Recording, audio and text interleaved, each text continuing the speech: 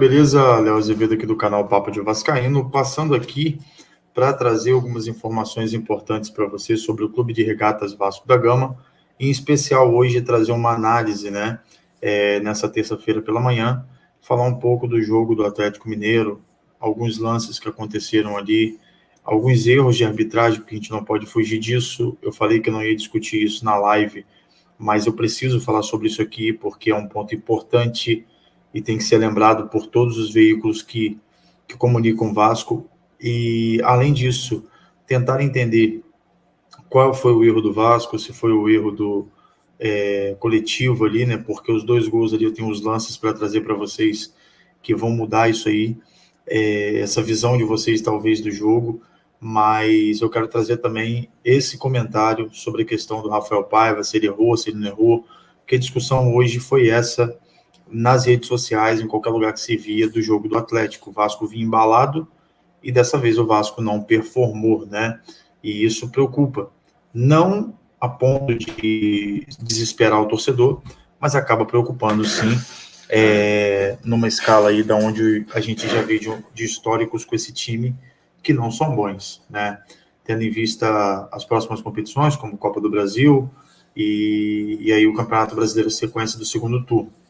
Mas, bem, antes de começar as notícias, eu quero pedir a você para que você que é aqui, está assistindo nosso conteúdo, seja muito bem-vindo, que você possa se inscrever no nosso canal, ativar os sininhos das notificações, deixar seu like, porque ele é muito importante para a gente. E também quero pedir a você para que você esteja também aí compartilhando, comentando, deixando seu like conosco, tá? Porque isso é fundamental para que o YouTube ofereça o conteúdo do Papo de Vascaíno para outros torcedores, e também no nicho do Vasco. Quero pedir também a você para que você siga nossas redes sociais, lá no Instagram, @papo.d.vascaíno, @papo.d.vascaíno, beleza?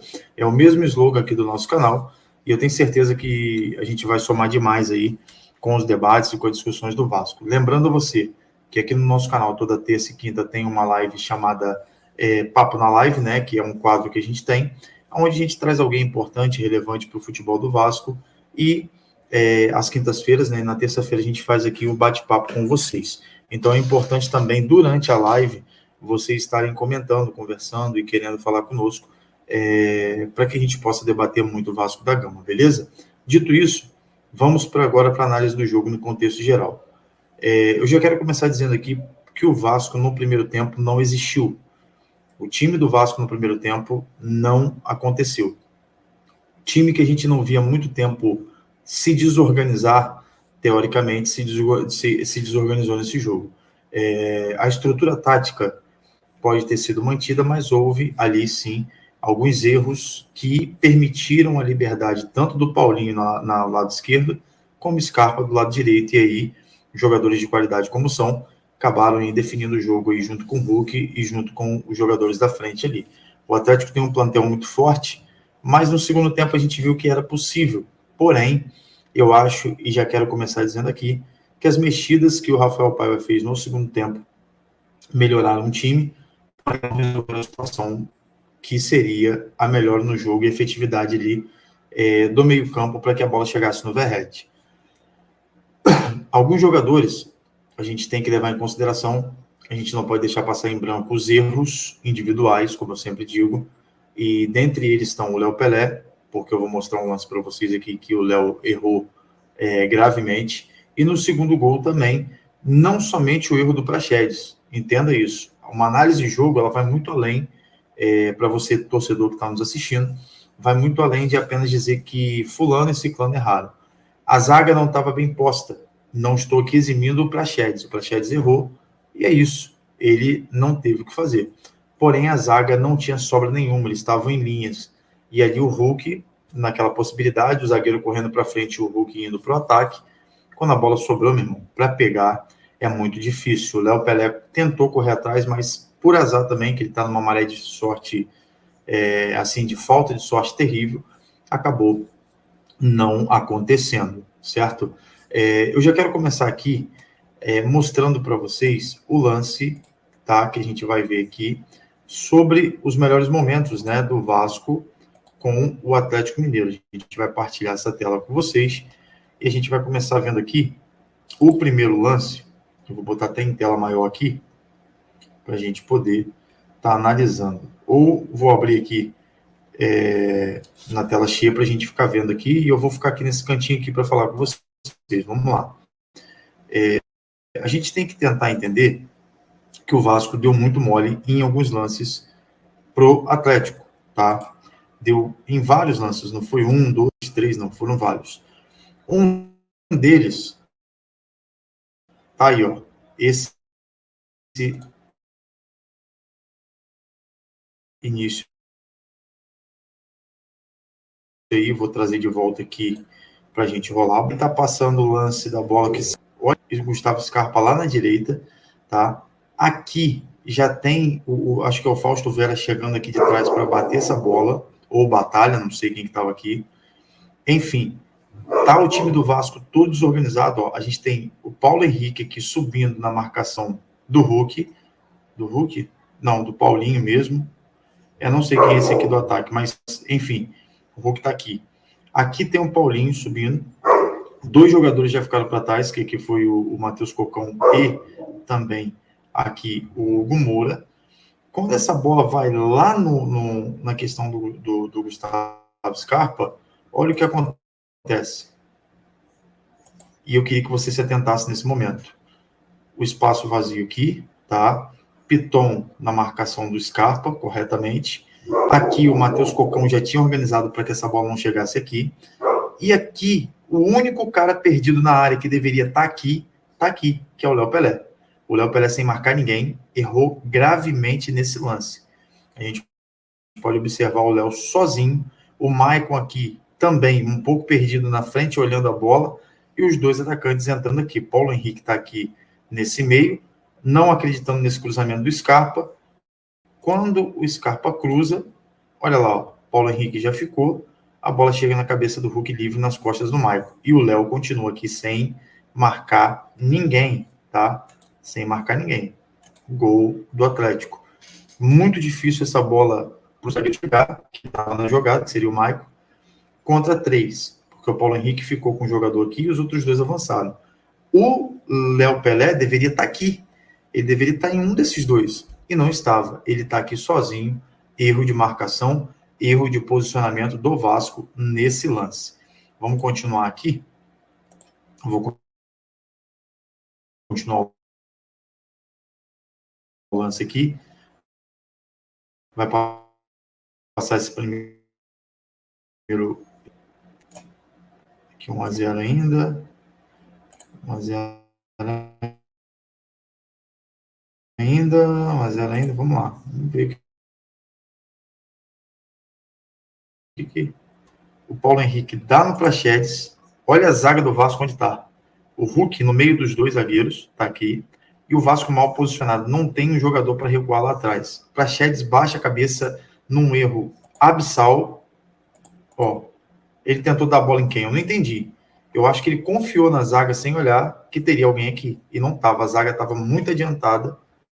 O Hulk pega essa bola e parte para o ataque.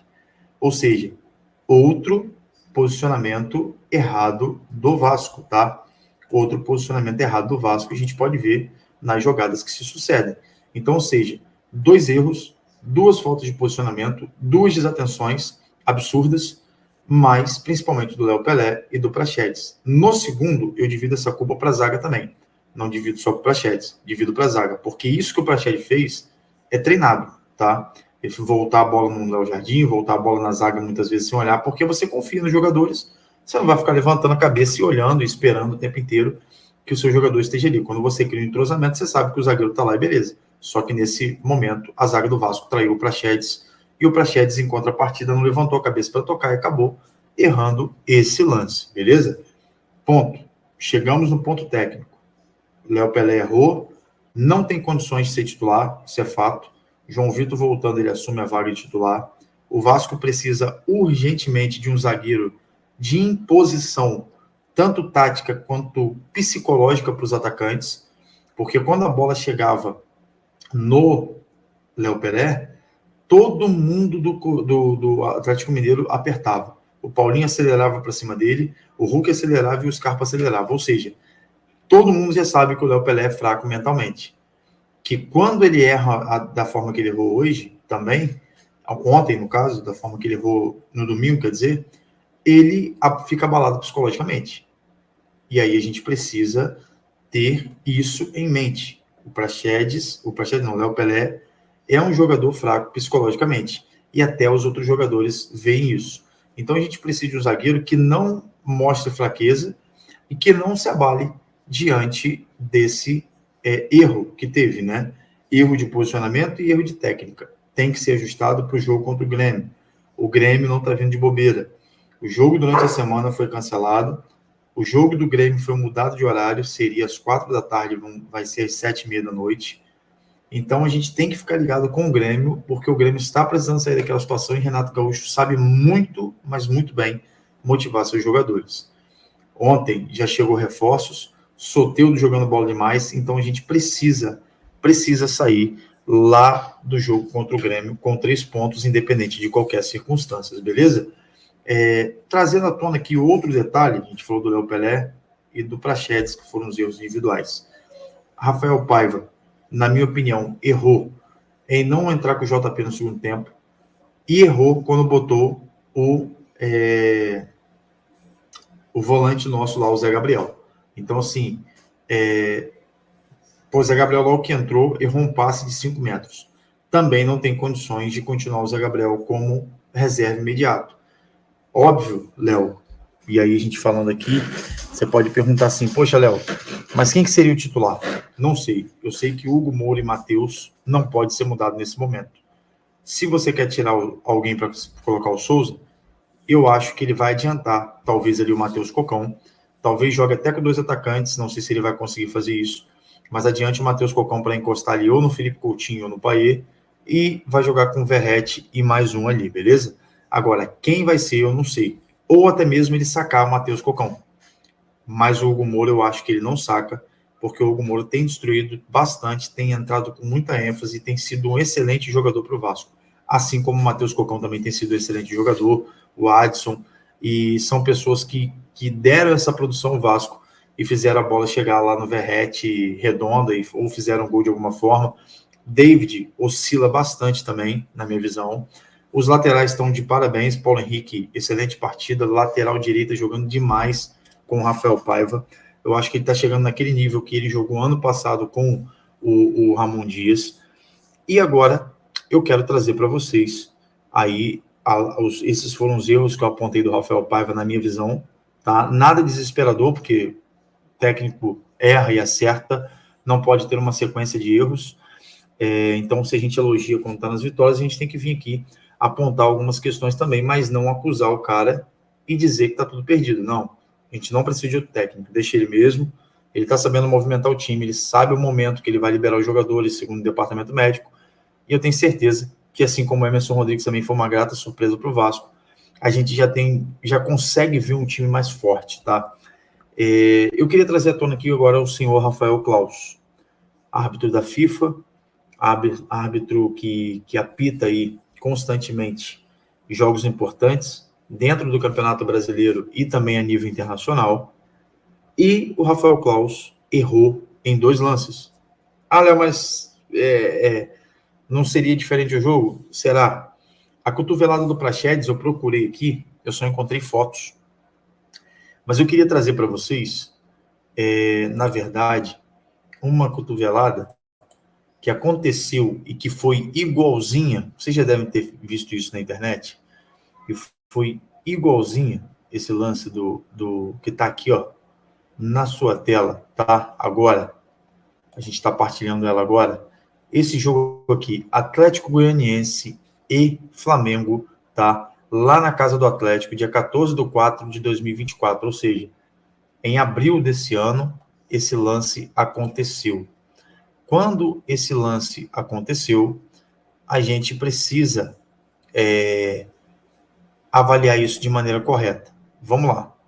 Esse lance que está aqui, eu vou trazer para vocês, está aí na tela de vocês. Deixa eu minimizar aqui, apareceu. Beleza. Vou botar em tela cheia aqui para a gente debater esse lance. Todos já devem ter visto esse lance, mas é um lance que traz à tona toda a falta de critério da arbitragem brasileira. Ah, Léo, mas como assim? Contra o Vasco, e aí é onde eu não queria chegar, porque pode parecer uma choradeira, e não é, mas contra o Vasco, tudo é mais complicado. Essa cotovelada aconteceu no jogo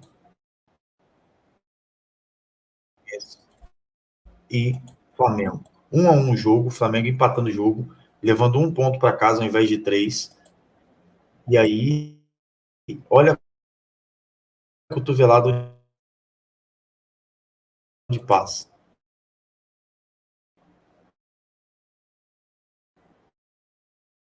Tá? Queria que vocês comentassem. A cotovelada do Otávio foi muito mais forte do que do jogador do Atlético Goianiense. E aqui, no jogo, o VAR chamou e o juiz apontou o pênalti. Olha lá, nada, não foi nada espaço. E aí, para o Flamengo, pênalti, certo? Isso é fato. Para o Flamengo, pênalti. O Flamengo vira esse jogo para 2-1, tira 2 pontos ali, né? Tira 2 pontos, não, tira uns 3 pontos, na verdade. Tira 2 pontos do Atlético Goianiense, que estaria empatando, estaria levando 1 ponto, no jogo importante contra um time grande. E ontem, ou anteontem, né, melhor dizendo, na Arena MRV, aconteceu uma cotovelada até pior. E o VAR nem chamou o Rafael Claus. E aí você fala assim, pô, Léo, mas poderia... Não, estava 0-0 quando aconteceu a cotovelada. O jogo poderia ser outro. O Vasco poderia entrar no jogo a partir do gol. E uma série de fatores poderia acontecer nesse sentido. Só que o VAR não foi chamado. Me lembra muito outra jogada que o Verratti foi expulso ano passado contra o Goiás, e eu vou trazer agora para vocês analisarem. Tá aí na tela de vocês. Vou botar em câmera maior aqui para a gente ver, tela cheia, e tá aí a cotovelada do Verratti, que nem encostou direito no Atlético do Goiás, no atleta do Goiás. Verratti vai expulso, tem aquele lance de chutar, discutir com o jogador, não consegue ver nada. Verratti era expulso injustamente nesse jogo, quase atrapalhando a caminhada do Vasco para fugir do rebaixamento. A falta de critério da arbitragem brasileira é absurda. Não existe um padrão no VAR, não existe um padrão na CBF, não existe um padrão entre os árbitros. E isso o presidente de arbitragem da CBF não fala nada, ninguém se posiciona, o presidente da CBF também não fala nada, e nisso vai rolando, ó, times sendo favorecidos que estão na parte de cima da tabela, e times que estão lutando ali do meio da tabela para baixo, que hoje o Vasco luta no meio de tabela, nem lá embaixo, mas outros lances atrapalhando, como atrapalhou o Atlético Goianiense. Minha pergunta é, qual a diferença do pênalti do Bruno Henrique, ou no Bruno Henrique, do Atlético Goianiense, em abril, para o pênalti ontem, que o VAR nem chamou dentro da Arena na MRV? Atrás dessa forma, porque um dos do nosso jogo, como é o Rafael Claus, e acontece o que aconteceu. Ah, Léo, mas, pô, 2-1. Mas isso não interfere na decisão de árbitro. O que aconteceu, aconteceu. Uma coisa não justifica a outra. Léo, o Vasco mereceu ganhar o jogo? Não. O Vasco mereceu empatar o jogo? Para mim, não. Pelo primeiro tempo horrível que fez. Léo, o que aconteceu ali que poderia ter mudado a história do jogo? O pênalti não dado em cima do Praxedes. E no segundo tempo, um outro pênalti, onde o Júnior Urso, se eu não me engano, o Verratti, e nada acontece. O VAR nem chama para isso. Então, ou seja, 2 lances que foram assim, cruciais, de repente, para o Vasco voltar para o jogo, não vou dizer nem para ganhar, porque no primeiro tempo, se o Vasco faz esse gol, beleza, o Vasco estaria talvez com a possibilidade de mudar a história do jogo, fechar a casinha, sair no contra-ataque, tudo isso. No segundo tempo, o Vasco estava martelando em cima do Atlético. Poderia dar um outro ânimo ao jogo para a gente chegar na reta final e talvez até empatar. Por merecimento? Não. Mas por justiça, os pênaltis deveriam ser dados e o VAR deveria ser chamado, porque por muito menos, outros lances acontecem dia a dia no futebol. E aí a gente vê os favorecimentos dentro desse contexto. Não vou entrar em mérito aqui de time A, B e C, mas a gente sabe que tem outra, beleza? Então, quero pedir a você que essas foram as notícias, quero pedir a você para que você se inscreva no nosso canal, para que você fique conosco aqui sempre até o final dos vídeos. Quero que Deus abençoe sua vida, você que está assistindo, independente de ser inscrito ou não, que você seja abençoado por esse conteúdo, que você possa adquirir conhecimento com esse conteúdo, mas acima de tudo que você possa passar seu feedback para nós. Eu preciso muito desse feedback de vocês, o que pode melhorar, o que não pode. A gente devagarzinho está melhorando o canal aos poucos. A gente precisa alcançar ainda outros níveis, mas um passo por agora, assistindo a gente nesse vídeo da manhã. Muito obrigado. Para vocês que vão assistir posteriormente, muito obrigado, mas não se esqueça, deixe a gente atingir essa meta aí, nos ajude, porque eu dependo de vocês vascaínos, para que o YouTube ofereça nosso conteúdo para mais vascaínos, tá bom? Fiquem todos com Deus. Saudações vascaínas e até o próximo vídeo, na parte da tarde, se Deus quiser.